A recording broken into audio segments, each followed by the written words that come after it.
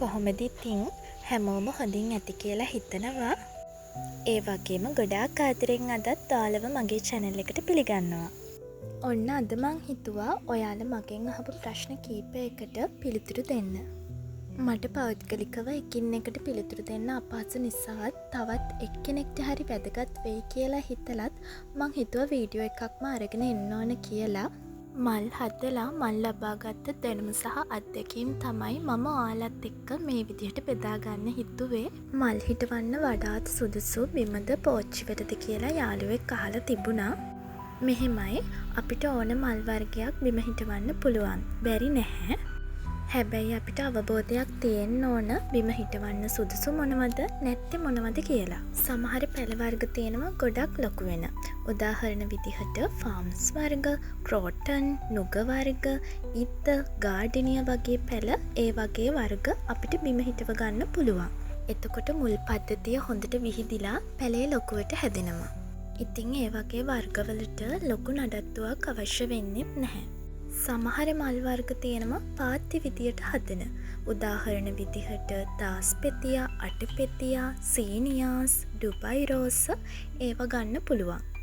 ඉතින් ඒ වර්ගත් අපිට බිම හිටව ගන්න පුළුවන් අවශ්‍ය විදියට සරු පස් තියෙන තැනක් තෝරගෙන. තව වැටවල් විදියට හදන පැලත් බිමින් හදාගන්න පුළුවන්, ප්‍රශ්නයක් නැහැ. ඉතින් සමහර අය රෝසත් බිම හිටවනවා. මම නම් බිම හදලා නැහැ. හැබැයි මම දැකලා තියෙනවා සමහර අය හරියට ඒ පැලත් හොඳට හැදිලා තියෙනවා මම දැකලා තියෙනවා. රෝස වලට නම් ඉතින් නඩත්තුව අනිවාර්යෙන්ම ඕන. ඉතින් පැලේ ස්වභාවය අනුව අපි තීරණය කරන්න ඕන මේක බිම හිටවන්න සුදුසුද, මේක පෝච්චියක හිටවන්න සුදුසුද කියලා.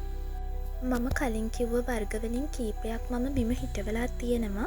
ඒවා හොඳට හැදිලත් තියෙනවා කිසිම ප්‍රශ්නයක් නැතුව.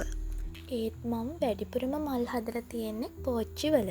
සමහර පැල වර්ග තියෙනවා ඒවට පස් මාධ්‍ය අපි වෙනම හදාගන්න ඕන. උදාහරණ විදියට පිලෝඩෙන්ඩ්‍රෝන් වර්ග, ඇග්ලොනිමා, ඇන්තෝරියම්, ඕකිඩ් වගේ වර්ග ගන්න පුළුවන්. මගේ අත්දැකීම් අනුව නම් ඉතින් මේ පැල හදන්න වඩාත්ම සුදුසු පෝච්චි තමයි. ඉතින් කැට පොහොර සහ කාබනික පොහොර යොදන්නත් ගොඩක් පහසුයි. ඒ වගේම සමහර පැල තියෙනවා වැඩි හිරු එළිය යටතේ හැදෙන. සමහර ඒවට මද සූර්යාලෝකය ඕන.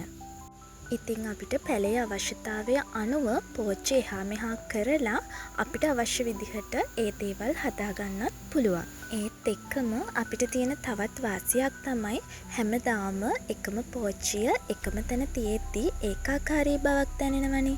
ඉතින් පෝච්චි එහා මෙහා කරලා කාලෙන් කාලෙට ඒ ඒකාකාරී බව නැති කරගෙන අපේ මිදුලත් ලස්සන කරගන්න පුළුවන්. ඉතින් තවත් වාසියක් තමයි ඔයාට තියෙන සීමිත ඉඩකඩක් නම් ඔයාට පෝච්චි භාවිතය තමයි වඩාත්ම සුදුසු දේ. ඔයාගේ ඉඩකඩ ප්‍රශ්නයට තවත් හොඳ විසඳුමක් තමයි හැංගින් පොට්ස් භාවිතා කරන එක.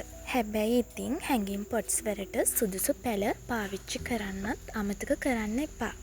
ඉතින් මං හිතනවා මං කිව්ව දේවල් ඔයාලට පැහැදිලි ඇති කියලා.